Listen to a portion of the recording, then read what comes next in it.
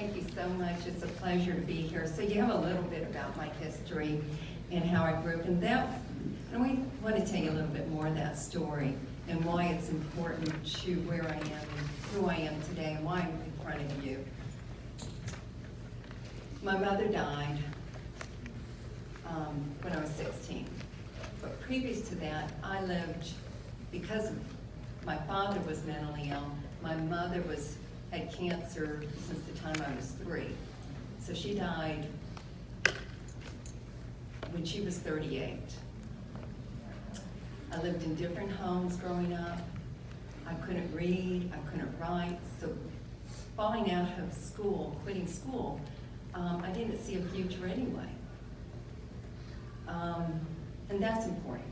That's important in this story, but it's also important when you look at the roles of social workers and what they do in the unstable households that these children come out of. It took me 20 years to finish up my bachelor's degree because I didn't believe that I could learn, that I could, even though I make good grades, I get an A, B, C's, but I kept thinking that was a fluke. And I've had to piecemeal my education together. My first class I took in a college, the professor gave me my paper back, and it said, "I don't know why you're here. You cannot read, you cannot think, you can't write." You know what? I couldn't.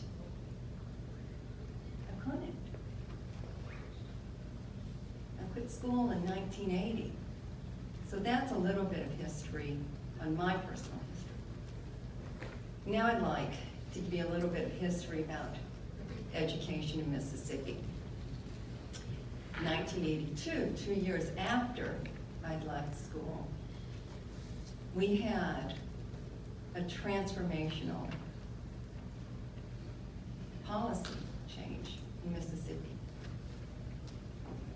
Now I wanted to speak on a couple things while I'm up here. Number one is what is transformational leadership versus transactional leadership. We had a group of young people under Governor William Winter. They were 22 was the youngest and 32 was the oldest. They got together and they said, we've got to make something big and bold and beyond. We've got to change the system that was set up intentionally to keep people like me. People in many different places in Mississippi from being able to have the right to an education, a quality education. In 1982, a group of young people got together and they said, we're gonna do something different. We're gonna put in public kindergarten.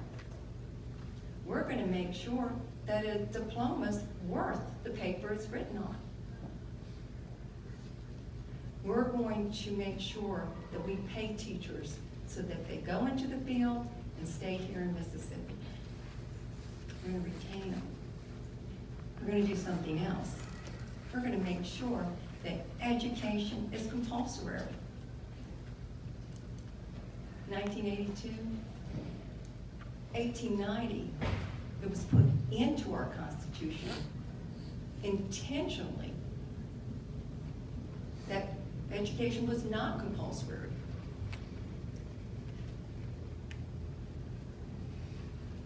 1982 made education compulsory, and that's really important because if it's not compulsory, you don't have a right to it. You don't have a right to education.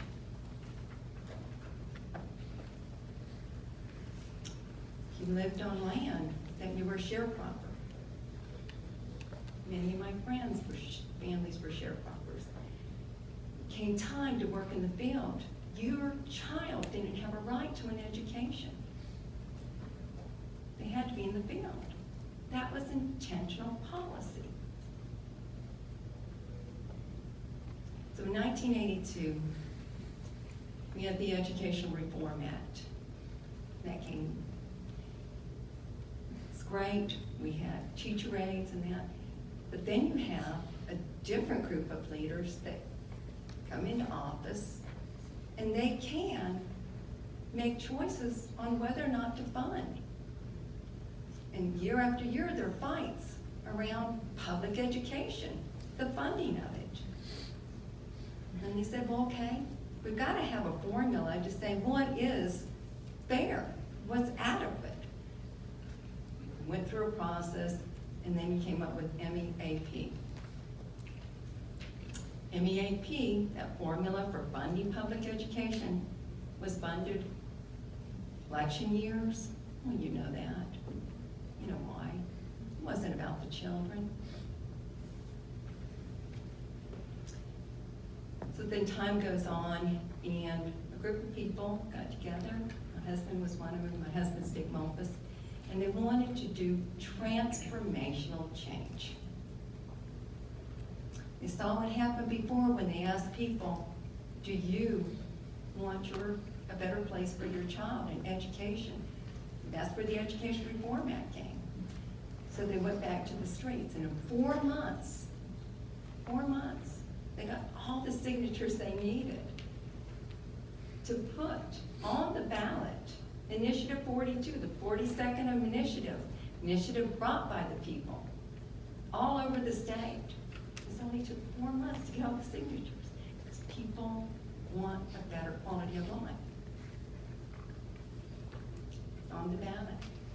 But the forces that are against that and that would like to see our public education become a house of cards and eventually fall like it's doing in other places, put a lot of money and resources to confuse our people, our Mississippians. So they put on the ballot Initiative 42. Theirs was Initiative 42A. Then they had to where you'd have to check to make it a constitutional change. So it failed. And we had enough votes, but because of the tripwires, it failed. So we got the data back and we looked at it and said, how can we change this? Well, in the data it said, you know what, if we only would have 3% more young people, just 3%,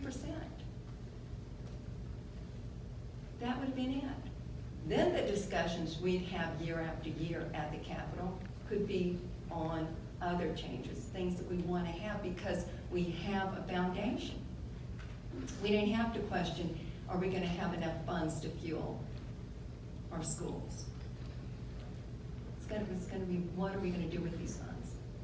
So that was the birth of Ours to Change. And Ours to Change has 5 values. But the top value, our mission, is to make sure that the 480,000 children that attend public school have the quality public schools they deserve, and they have a future. But that stems even more than a child going to school. It's the heart of community. When you take out the heart of the community dies. When you have a strong public education, the community lives, you attract businesses, families, units. It has that it's a system that builds upon itself. And all the things that we hear about Mississippi, 50th, 47, we can go through it, you already know. That is where we believe that we can change. Now, we're not the only ones that believe it. Mississippi, we've been getting calls from all over the United States with people who see that Mississippi, and this is 2019, they believe that if Mississippi can change how it votes on education, who they're putting in the legislature. Now let me go to that.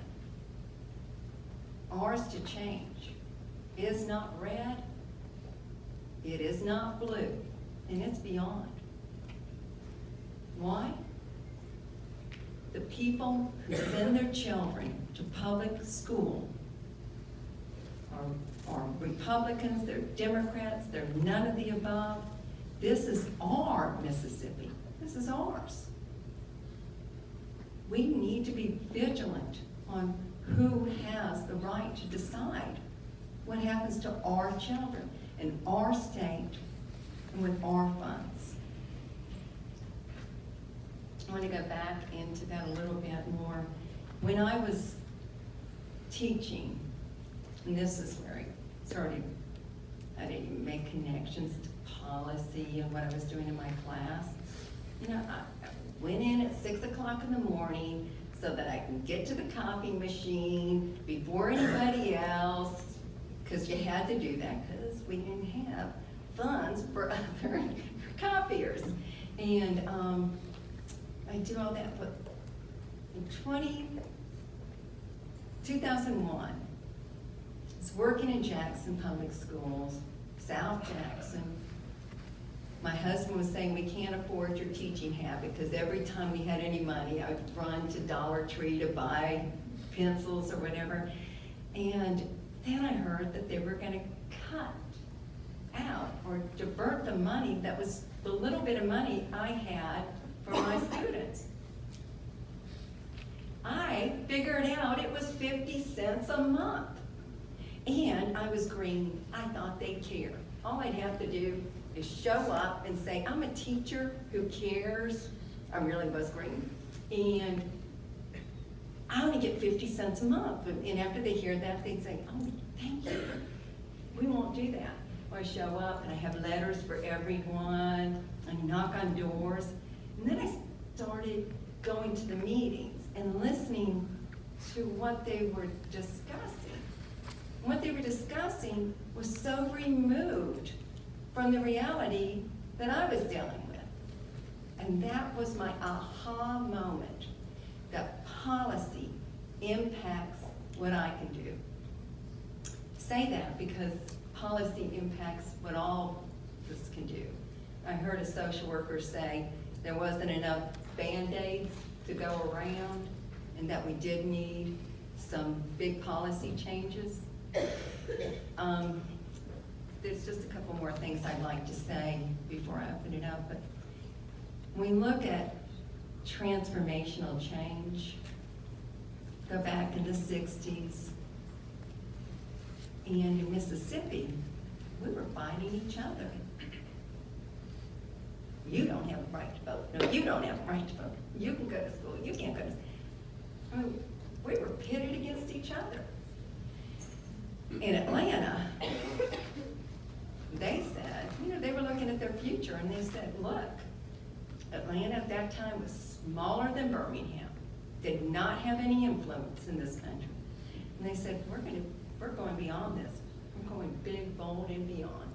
What we're going to do, we invite anybody who wants to help, but our focus is on our economy and making us great together. Look at them today. And we have a chance to really do some good work here.